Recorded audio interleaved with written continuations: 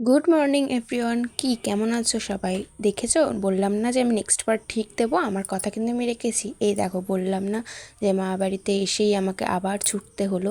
ছুটে কোথায় গেছিলাম এবার তো বলবো। দাঁড়াও দাঁড়াও, একটু সবুর করো, ঠিক জানতে পারবে কোথায় যাচ্ছি। এই দেখো, এত ভিডিওতে হয়তো এতটা তাড়াতাড়ি মনে হচ্ছে, কিন্তু আমরা এত তাড়াতাড়ি কিন্তু পৌঁছাইনি। প্রায় বিগত 1 ঘন্টা আমরা জার্নি করে পৌঁছে গেছিলাম। কোথায় বলো তো? শিবনিবাস। শিবনিবাস, এই দেখো এখানে আবার কৈলাস লেখা আছে। আমি তো ভুল ভেবেছিলাম, ভুল করে যে আমি কৈলাসে চলে আসিনি তো। না, আসিনি, এটা শিবনিবাস। এই দেখো, শিবনিবাসে কতটা কি হিস্ট্রি আছে জানি না, আমি যতটা শুনেছি যে এখানে নাকি বছরে বছরে শিব ঠাকুর বড় হয়। তো তোমাদের দেখাচ্ছি ভেতরে কি শিব ঠাকুরগুলো কত বড়। আর আমরা আমি ঢোকার আগে, মন্দিরে ঢোকার আগে একটু আমার মুন্ডুটাও তোমাদের দেখিয়ে নিলাম। মানে আমার ঢং শেষ হবে না, আমার ঢংগুলোকে ইগনোর করে তোমাদের মন্দিরের ভেতর নিয়ে যাচ্ছি আমি। দেখো, তোমরা কে কে এই মন্দিরে এসেছো অবশ্যই কমেন্ট করে বলো। দেখেছো মন্দিরগুলোর এক একটা হাইট দেখেছো? এখানে দুখানা মন্দির ছিল আর আমরা দুটোতেই ঢুকেছি, কিন্তু এই সাইডেরগুলো যেটা দক্ষিণেশ্বরের মতো দেখছো, সেই মন্দিরটা আমরা জল ঢেলেছি। আর সাইডে যেই মন্দিরটা ছিল ওই মন্দিরটাও একই রকম, বাট এটা একটু হয়তো হাইটে ছোটো ছিল শিব ঠাকুরটা, বাট ওটা বড় ছিল। দেখাচ্ছি তোমাদের শিব ঠাকুরটার এই এরিয়াটা অনেক বড়, অনেকটা জায়গা নিয়ে করা। আর এরিয়াটা, আর সেদিনকে পড়ছিল বৃষ্টি, এত দারুণ লাগছিল ওয়েদারটা, তোমরা নিজেরাই দেখো। আর আমরা অনেকজন গেছিলাম, প্রায় নিজেদের ফ্যামিলিদের নিয়ে। একটা তোমাদের দেখালাম গাড়ির মধ্যে কতটা গ্যাঞ্জামের মধ্যে থেকে সবাই আনন্দ করতে করতে 1 ঘন্টা জার্নি মনেই হলো না 1 ঘন্টা। আর এই দেখো শিবনিবাস, মানে এই মন্দিরটার এই যে মানে চারিদিকটা ঘুরতে হয়, শুনে মানে সবাই বলছিল ওখানে 7বার না 3বার করে ঘুরতে হয়।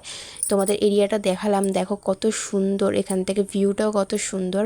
আর এখানে দাঁড়িয়ে আমি ঢং করছি, মানে আমার কথায় বাদই দাও, আমার আলাদাই একটা। আর এ দেখো এখানে সবাই জল ঢালছে।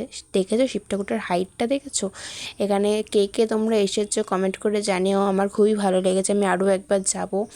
আর এখানে দেখো পুরোহিত, এখানে আবার একটা সিস্টেম ছিল, পুরোহিত কিন্তু মানে এখানে সব মন্দিরই থাকে, এখানে পুরোহিত মন্ত্র বলে দিচ্ছিলো। আর এই দেখো এটা নেক্সট মন্দির, মানে আর একটা, এটা হাইটে বোধহয় ছোটো অনেকটাই, আমার মনে হলো ছোটো, তাই তোমাদের শেয়ার করলাম। আর এই দেখো রাস্তার অপোজিটে একটা রামসীতা মন্দির ছিল, কি সুন্দর মন্দিরটার, কত রকমের ঠাকুর ছিল। আর ওই যে দেখো ঠাকুরটার অনেক রকমের ঠাকুর ছিল।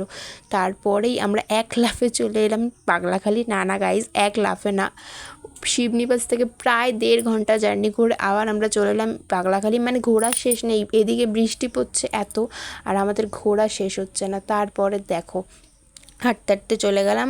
আর এই যে আমি মানে সত্যি বলছি গাইস, এই জায়গাটা না গেলে না আমি সত্যিই মিস করতাম পাগলাখালির এই জায়গাটা। মানে এই বাসের ব্রিজটা ক্রস করে পাগলাখালি মন্দিরে যেতে হয়।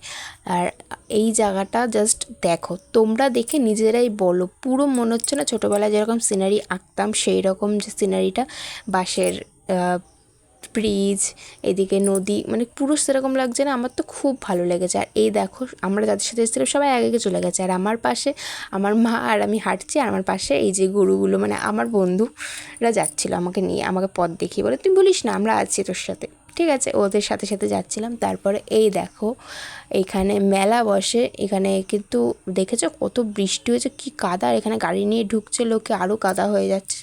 যাই হোক, তারপরে দেখো এই যে অনেক দোকানপাট বসে এখানে, এখান থেকে অনেক অনেক কিছু কেন, তীর্থযাত্রী যেমন হয় আর কি। আর এই দেখো এখানে বসিয়ে খিচুড়ি খাওয়াচ্ছিলো, কিন্তু আমাদের লাকটা এত খারাপ, আমরা এখানে খিচুড়ি পাইনি, হয়তো পেতাম আর একটু বসে থাকলে, বাট আমরা অত সুবুর করতে পারি না, বলি না।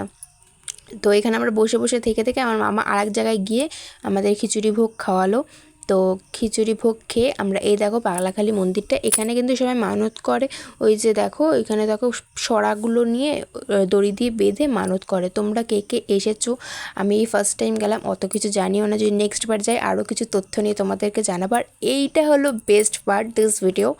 এইখানে এত পরিমাণে হাওয়া দিচ্ছিল, বৃষ্টি পড়ছিল না এইখানে, মানে হাওয়াতে ফোন মনেই উড়ে যায়নি, এটাই ভাগ্য ভালো। আর এই দেখো ছাতা ফাতা কিচ্ছু মানছে না, এত পরিমাণ হাওয়া দিচ্ছিলো আর বৃষ্টি পড়ছিলো। আর নদীর মাঝখানে বুঝতেই পারছো একটা ঘাটে, মানে একটা ব্রিজের মধ্যে কতটা হাওয়া দিচ্ছে। আর আমি আবার এখানেও ঢং শুরু করে দিয়েছি, মাথায় প্লাস্টিকটা ছিল, এত ঢং করেছে বলে হয়তো জ্বর এসেছিলো। তারপরে দেখো আমি তাও এই বৃষ্টিতেও ঢং করছি, আর ওকে আমি বলছি আমার ভিডিও করতে, আর ও নিজে ঢং করছে, মানে সবাই ঢঙি, কম বেশি সবাই ঢঙি আছে, আমি একা নয়। তারপরে দেখো এই বৃষ্টির মধ্যে আমি একটু ন্যাকামি করে নিলাম, আর আমার মা ওখান থেকে চিল্লাচ্ছিলো। যাই হোক, তারপরে তাড়াহুড়ো করে গাড়িতে উঠে কি ঝমঝমিয়ে বৃষ্টি না, সেই তো ভিজেই গেলাম। যাই হোক, ভিজতে ভিজতে বাড়ি চলে এলাম। এই দেখো রাস্তাঘাটে পুরো রাস্তা আসার পথে বৃষ্টি পড়েছে। 1 ঘন্টা আবার বৃষ্টিতে ভিজে ভিজে গাড়ির মধ্যেও ভিজে গেছিলাম।